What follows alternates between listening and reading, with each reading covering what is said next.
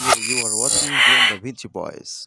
আজকে আমরা জানব মুঘল সাম্রাজ্যের ঐতিহাসিক নিদর্শন লালবাগ কেল্লা সম্পর্কে, যেটি বাংলাদেশের রাজধানী ঢাকায় ঐতিহাসিক নিদর্শন হিসেবে আজও বাংলাদেশের ইতিহাসের পাতায় রয়েছে।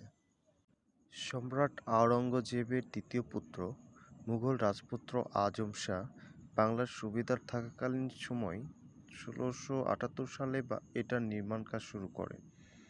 তিনি বাংলার ১৫ মাস ছিলেন।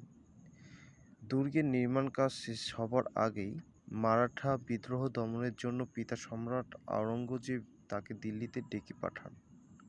এ সময় একটি মসজিদ ও দরবার হলের নির্মাণের পর দুর্গ নির্মাণের কাজ থেমে যায়। সুবেদার শায়েস্তা খাঁ ১৬৮০ সালে পুনরায় বাংলার সুবেদার হিসেবে ঢাকায় এসে দুর্গের নির্মাণ কাজ পুনরায় শুরু করেন। ১৬৮৪ সালে এখানে শায়েস্তা খাঁর কন্যা ইরান দুখ্ত রাহমাত বানুর মৃত্যু ঘটে। কন্যার পর শায়েস্তা খাঁ এর দুর্গটি অপয়া মনে করেন এবং ১৬৮৪ খ্রিস্টাব্দে অসমাপ্ত অবস্থায় এর নির্মাণ কাজ বন্ধ করে দেন। লালবাগ কেল্লার তিনটি প্রধান স্থাপনার একটি হল পরিবেবীর সমাধি। শায়েস্তা খাঁ ঢাকা ত্যাগ করার পর এটি এর জনপ্রিয়তা হারায়। ঢাকা থেকে মুর্শিদাবাদে রাজধানী স্থানান্তর করা হয়েছিল, এটি ছিল এর প্রধান কারণ। রাজকীয় মুঘল আমল সমাপ্ত হবার পর দুর্গটি পরিত্যক্ত অবস্থায় রয়ে যায়। ১৮৪৪ সালে এলাকাটি আওরঙ্গাবাদ নামের বদলে লালবাগ নাম পায়। দীর্ঘ সময় যাবৎ এটি ধারণা করা হতো যে দুর্গটি তিনটি ভবন স্থাপনার সমন্বয়: মসজিদ, পরিবেবীর সমাধি, দেওয়ানি আম, সাথে দুটি বিশাল তোরণ ও আংশিক ধ্বংসপ্রাপ্ত মজবুত দুর্গ প্রাচীর। বাংলাদেশের প্রত্নতত্ত্ব অধিদপ্তরের সাম্প্রতিক উৎখননে অন্যান্য অবকাঠামোর অস্তিত্ব প্রকাশ পেয়েছে। দক্ষিণস্থ দুর্গ প্রাচীরের দক্ষিণ পশ্চিম কোণে একটি বিরাট বুরুজ ছিল। দক্ষিণস্থ দুর্গ প্রাচীর উত্তরে ছিল কয়েকটি ভবন, আস্তাবল, প্রশাসনিক ভবন এবং পশ্চিমে জলাধার, ফোয়ারাসহ একটি সুন্দর ছাদ বাগানের ব্যবস্থা ছিল।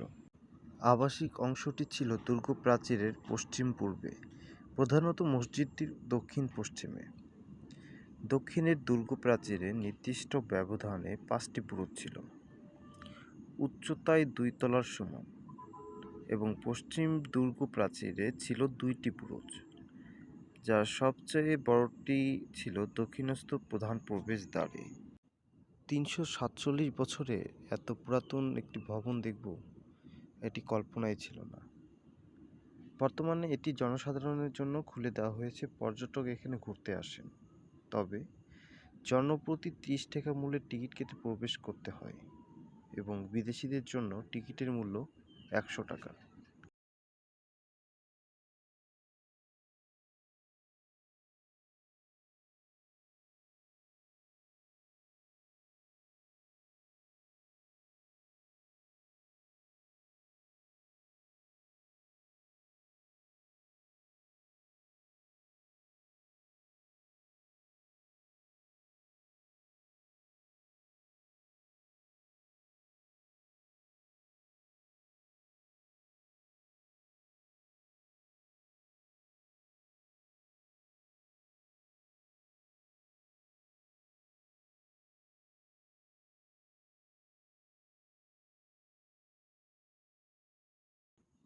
এখানে বেশ কিছু নির্মিত শয়নকক্ষ আছে, যেখানে বর্তমানে একটি সেমিনার কক্ষ করেছেন।